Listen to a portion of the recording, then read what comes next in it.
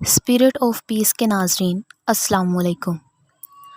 جناب رسول اللہ صلی اللہ علیہ وآلہ وسلم کی عادت شریف تھی کہ فجر کی نماز پڑھ کر اپنے یارو اصحاب کی طرف متوجہ ہو کر فرمایا کرتے کہ تم میں سے رات کو کسی نے کوئی خواب تو نہیں دیکھا؟ اگر کوئی دیکھتا تو عرض کر دیا کرتا تھا۔ آپ صلی اللہ علیہ وآلہ وسلم کچھ تعبیر ارشاد فرمایا کرتے تھے۔ عادت کے مواقف ایک بار سب سے پوچھا کہ کسی نے کوئی خواب دیکھا ہے؟ سب نے عرض کیا کہ کوئی نہیں دیکھا۔ آپ صلی اللہ علیہ وآلہ وسلم نے فرمایا کہ میں نے آج رات ایک خواب دیکھا ہے کہ دو شخص میرے پاس آئے اور میرا ہاتھ پکڑ کر مجھ کو ایک زمین مقدس کی طرف لے چلے۔ دیکھتا کیا ہوں کہ ایک شخص بیٹھا ہوا ہے اور دوسرا کھڑا ہے۔ اس کے ہاتھ میں لوہے کا زنبور ہے۔ اس بیٹھے ہوئے کے کلے کو اس سے چیر رہا ہے، یہاں تک کہ گدی تک جا پہنچتا ہے۔ پھر دوسرے کلے کے ساتھ بھی یہی معاملہ کر رہا ہے، اور پھر وہ کلا اس کا درست ہو جاتا ہے، پھر اس کے ساتھ ایسا ہی کرتا ہے۔ میں نے پوچھا یہ کیا بات ہے؟ وہ دونوں شخص بولے آگے چلیے۔ ہم آگے چلے، یہاں تک کہ ایک شخص پر گزر ہوا جو لیٹا ہوا ہے اور اس کے سر پر ایک شخص ہاتھ میں بڑا بھاری پتھر لیے کھڑا ہے۔ وہ شخص اس پتھر سے اس کا سر نہایت زور سے پھوڑتا۔ جب وہ شخص پتھر اس کے سر پر دے مارتا ہے، پتھر لڑک کر دور جا گرتا ہے۔ جب وہ اسے اٹھانے کے لیے جاتا ہے اور لوٹ کر واپس اس شخص کے پاس آتا ہے تو اس کا سر پھر سے اچھا خاصا جیسا تھا ویسا ہی ہو جاتا ہے، اور پھر اس کو اسی طرح پھوڑتا ہے۔ میں نے پوچھا یہ کیا ہے؟ وہ دونوں بولے آگے چلیے۔ یہاں تک کہ ہم ایک غار میں پہنچے جو تندور کی طرح کا تھا، نیچے سے فراخ تھا اور اوپر سے تنگ۔ اس میں آگ جل رہی تھی اور اس میں بہت سی ننگی عورتیں اور ننگے مرد بھرے ہوئے تھے۔ جس وقت وہ آگ اوپر کو اٹھتی ہے اس وقت وہ سب اوپر کو اٹھ آتے ہیں، یہاں تک کہ باہر نکلنے کو ہو جاتے ہیں۔ پھر جس وقت آگ نیچے کو بیٹھتی ہے وہ نیچے چلے جاتے ہیں۔ میں نے پوچھا یہ کیا ہے؟ وہ دونوں بولے آگے چلیے۔ ہم آگے چلے، یہاں تک کہ ایک خون کی نہر پر پہنچے۔ اس کے بیچ میں ایک شخص کھڑا تھا اور اس کے سامنے بہت سے پتھر پڑے تھے۔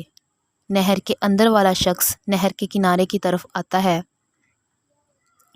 جس وقت وہ نہر سے باہر نکلنا چاہتا ہے، نہر کے کنارے پر کھڑا شخص اس کو پتھر مار کے ہٹا دیتا ہے۔ میں نے پوچھا یہ کیا ہے؟ وہ دونوں بولے آگے چلیے۔ ہم آگے چلے، یہاں تک کہ ایک ہرے بھرے باغ میں پہنچے۔ اس میں ایک بڑا درخت ہے اور اس کے نیچے ایک بوڑھا آدمی اور کچھ بچے بیٹھے ہوئے ہیں، اور ان کے پاس ایک اور شخص بیٹھا ہوا ہے۔ اس کے سامنے آگ جل رہی ہے اور وہ اسے دونک رہا ہے، اور پھر وہ دونوں مجھے چڑھا کر ایک درخت پر لے گئے، اور ایک گھر درخت کے بیچ میں نہایت عمدہ بن رہا تھا۔ وہ دونوں شخص مجھے اس گھر میں لے گئے۔ میں نے ایسا گھر پہلے کبھی نہیں دیکھا تھا۔ اس میں مرد، بوڑھے، جوان، عورتیں اور بچے بہت سے تھے۔ پھر اس سے باہر لا کر اور اوپر لے گئے۔ وہاں ایک اور گھر پہلے سے بھی زیادہ عمدہ تھا۔ وہ شخص مجھے اس میں لے گئے۔ اس میں بوڑھے اور جوان تھے۔ میں نے ان دونوں شخصوں سے کہا کہ تم نے مجھے تمام رات گھمایا ہے، اب بتاؤ کہ یہ سب کیا اسرار تھے؟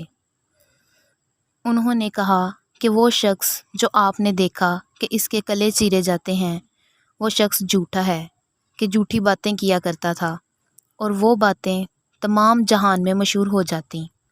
اس کے ساتھ قیامت تک یوں ہی ہوتا رہے گا۔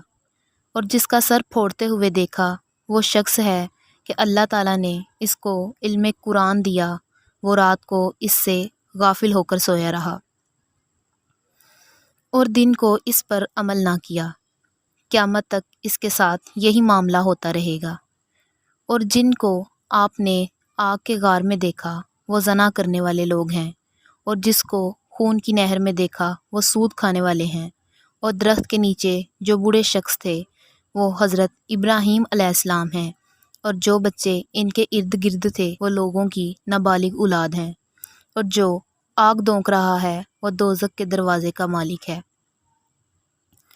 اور وہ پہلا گھر جس میں آپ داخل ہوئے وہ عام مسلمانوں کا ہے، اور دوسرا گھر شہیدوں کا ہے، اور میں جبرائیل ہوں اور یہ میکائیل ہے۔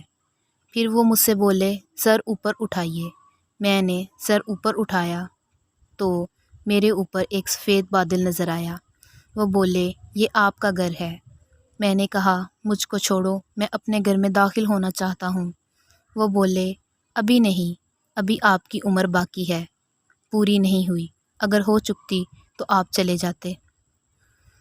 ہمیں بھی چاہیے کہ ہم اپنے فائدے کے لیے چھوٹے چھوٹے جھوٹ بولنے سے پرہیز کریں، اور ایسے ہر کام سے پرہیز کریں جس سے اللہ تعالیٰ نے ہمیں منع فرمایا ہے۔ دنیا کے ساتھ ساتھ اپنی آخرت کو سنوارنے کی بھی کوشش کریں۔ اللہ تعالیٰ ہم سب کو برائی سے بچائے اور نیکی کرنے کی توفیق عطا فرمائے، آمین۔